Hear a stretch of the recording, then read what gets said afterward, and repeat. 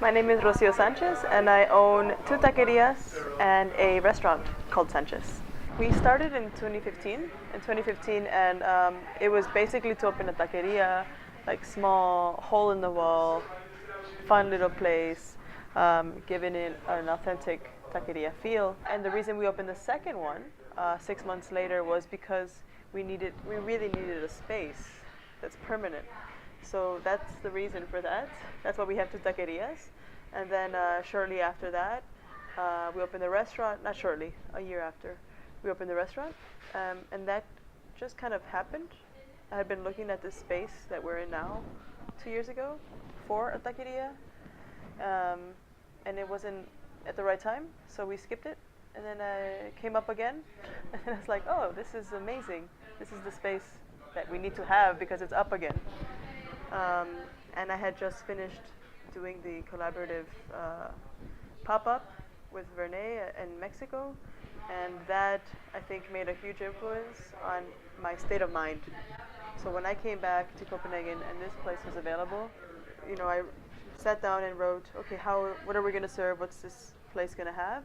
And suddenly it's like, it was more than tacos, it was tostadas, it was snacks, it was desserts. So it was really fun to see how that was coming out as for something that I thought I never wanted a restaurant. I thought I just wanted a little like taqueria and I would be happy, and making like these small bites was really fun for me. Yeah, I started baking. I was a pastry chef for a long time. So I started baking when I was a teenager. And then quickly went to cooking school after that for pastry. Then I was working in Chicago for a couple of years, trying to find out what I wanted to get into in kitchens. And then I went to New York to pursue a dream job that I wanted, that I, in the end, was able to get. And I stayed there for 3 years, and then I moved to Europe looking for a challenge. I just wanted to be challenged all around. And that doesn't mean just like in the restaurant, in the food, or in the bakery, wherever I'm working. I really wanted to just move myself to somewhere else and learn just a different way of living, a different culture. At that point, it could have been Italy, it could have been Spain, it could have been... I took a one-way ticket, one bag, and I thought, I'm going to find a job somewhere. So something's going to happen. And I was determined, and after a few months, I was able to get a job. So it ended up being Copenhagen. And I was so happy for that, because I think that completely changed the direction everything took, and coming here was exactly what I wanted. I was able to, be inspired by tasting things for the first time that I had never... I didn't want to just go to another city in the States and working with the same things, and coming here and having rye bread and having amazing dairy and fruits, and different fruits that I've never had, different vegetables I've never had, being exposed to all the wonderful the herbal family that has been exploding in the past few years with Renee.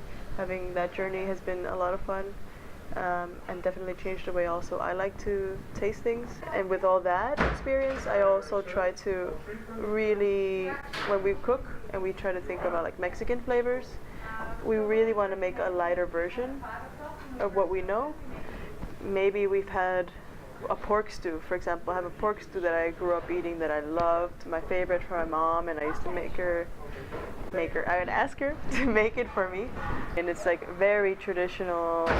I would say it's a chicken soup type thing. That's how it makes you feel, like someone's taking care of you. That dish, for example, it's quite heavy and it's pork, and here we make a version that's gooseberries and vegetable stock and avocado, and it still has all these homey flavors. That's kind of like what I want to do with this place, where you can still have this feeling of like the home cooking, the soulfulness in a way, and the spice a little, but not necessarily be so heavy, which Mexican food can be heavy. So we try to keep it highly vegetarian as much as we can.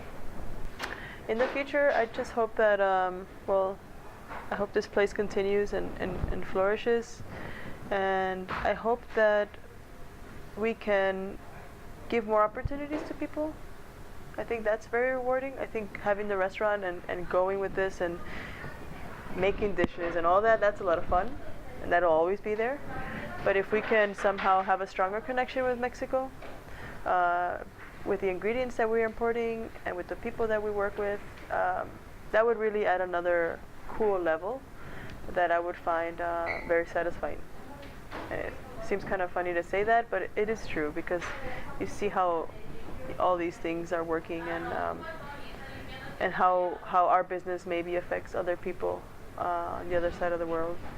So it's a huge important thing for me that hopefully we can get better at if we're successful. So I think that's becomes the dream of a restaurant owner, and I'm slowly seeing that you just want to like help other people if you can, just because everyone's helping you.